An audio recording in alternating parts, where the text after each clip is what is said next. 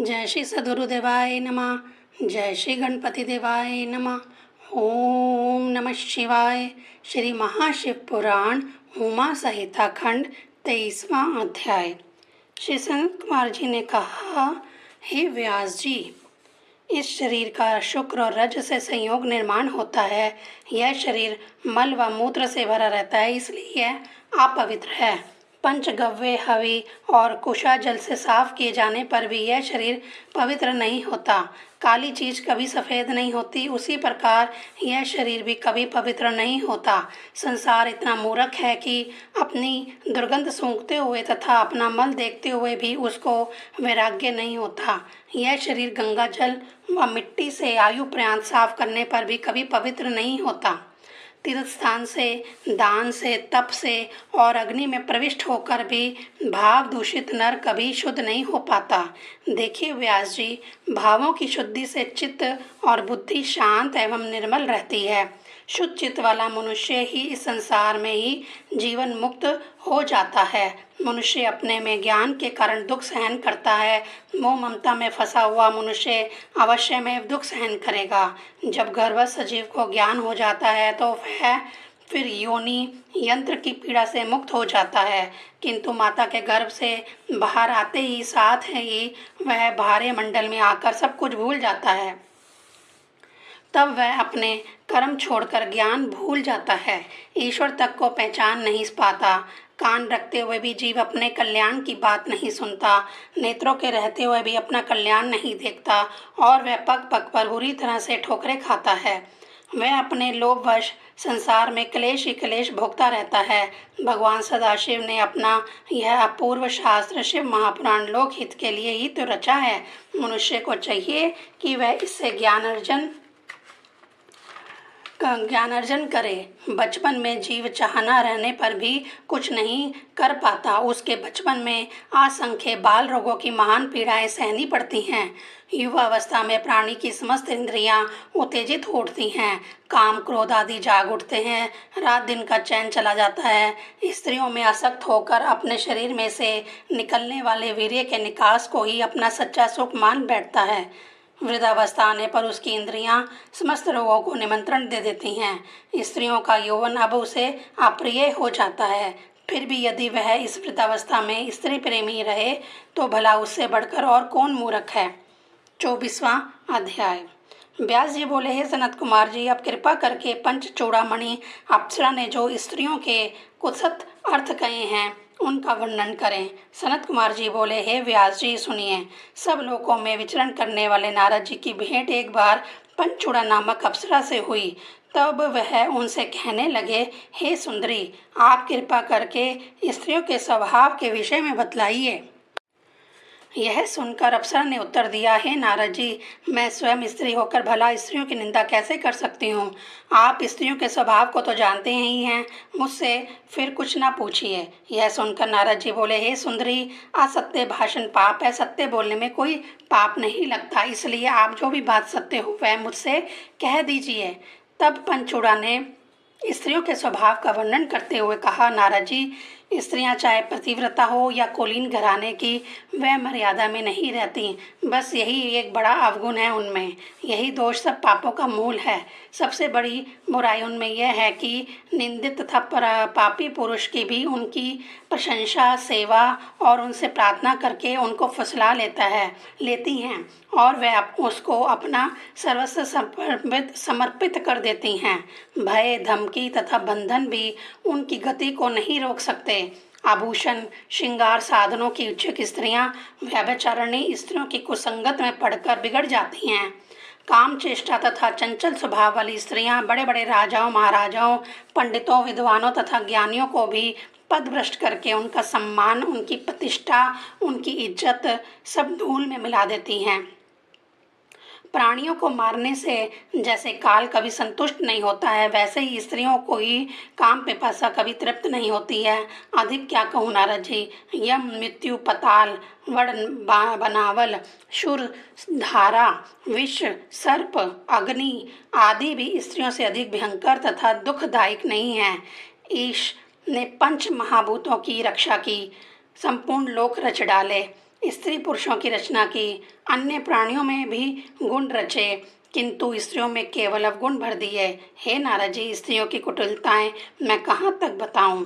श्री सनत कुमार जी बोले, हे व्यास जी, इस प्रकार पंच चूड़ामणि के मुख से स्त्रियों के स्वभाव के विषय में सुनकर नारद जी को स्त्रियों के प्रति वैराग हो गया। 25वां अध्याय। व्यास जी बोले, हे मुनिराज, अब हम काल ज्ञान प्राप्त करना चाहते हैं। उनकी इच्छा सुनकर सनत कुमार जी बोले, यही जिज्ञासा एक बार पार्वती जी ने महादेव जी से करी थी। देवी ने कहा था, हे देव, मैंने विधि पूर्वक मंत्रों द्वारा पूजन विधि तो जान ली है, अब आप मुझे काल के विषय में ज्ञान कराइए। शिवजी ने कहा, हे पार्वती, मैं उस शास्त्र को सुनाता हूँ जिससे विद्वान काल ज्ञान प्राप्त करते हैं, तुम ध्यान से सुनो।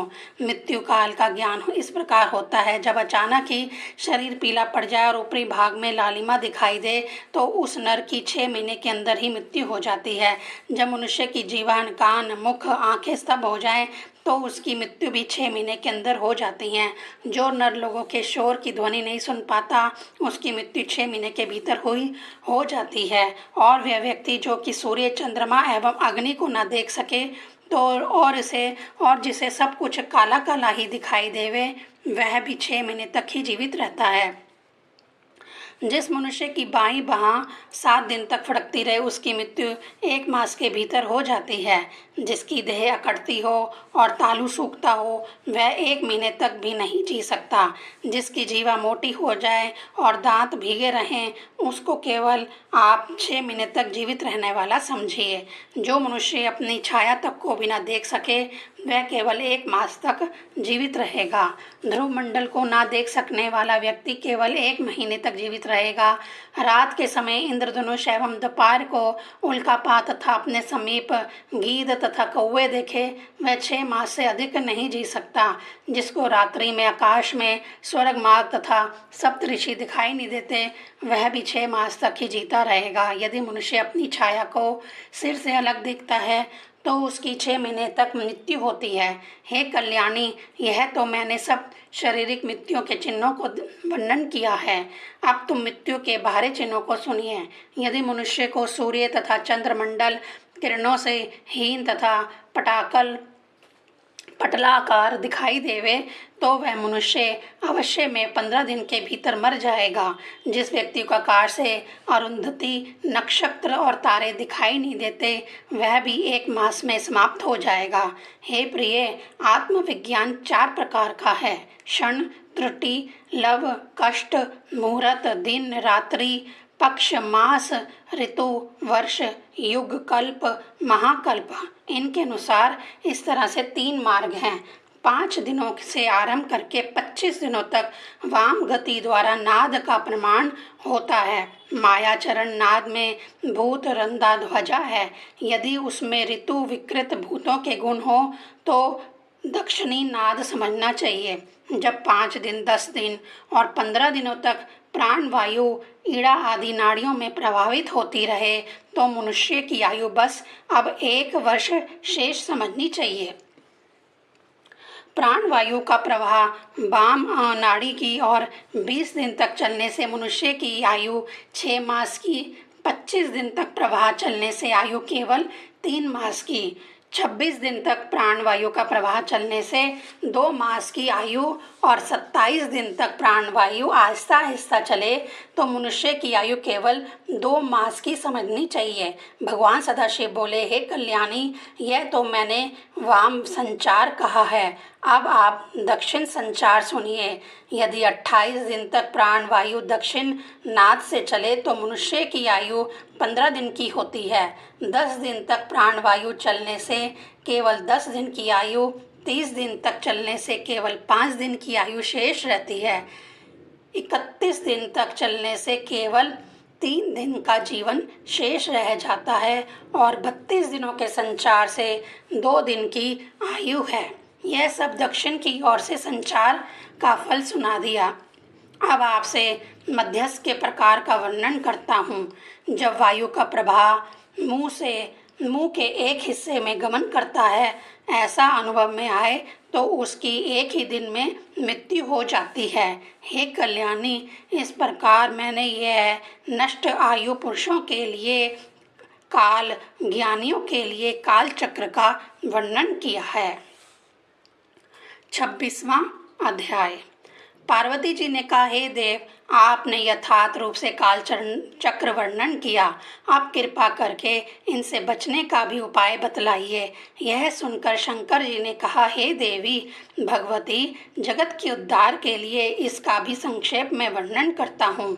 पृथ्वी, जल, अग्नि, वायु, आकाश, इन 5 महाभूतों के संयोग से इस भौतिक जगत की उत्पत्ति होती है। इसमें व्यापक आकाश में सब वस्तुएं लीन हो जाती हैं, क्योंकि यह सब आकाश में से ही उत्पन्न होती हैं। आकाश के वियोग से विलीन होती हैं, संयोग से स्थिर होती हैं। वह जो स्वर्ग का भी स्वामी है और जिससे आकाश भी नष्ट हो जाता है, घोर रूप कराल काल को तो आपने जला डाला। फिर जब आप स्तुतियों द्वारा प्रसन्न हुए, तब कहीं जाकर वह फिर अपनी प्राकृतिक में स्थिर हुआ। अब वह काल किस प्रकार नष्ट किया जा सकता है, किंतु ध्यान करने वाले योगी जन ही इसका नाश कर सकते हैं। तब पार्वती जी ने कहा, हे नाथ, उसे जीतने का कोई उपाय बतलाइए। भगवान सदाशिव ने कहा, हे शुभे, इस काल का कोई मार नहीं सकता। केवल शरीर धारण किए हुए ध्यान तत्पर योगी ही इस काल का नाश कर सकते हैं।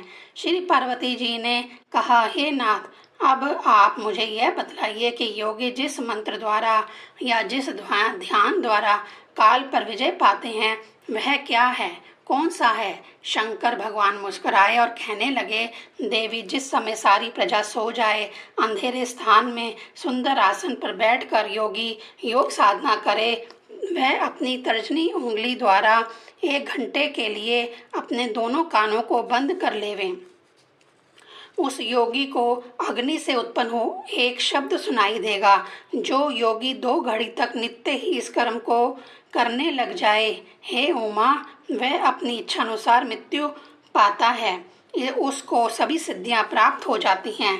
काल के पाश में जकड़े हुए संसारिक जन भला ही इस शब्द भ्रम को कैसे पहचान सकते हैं।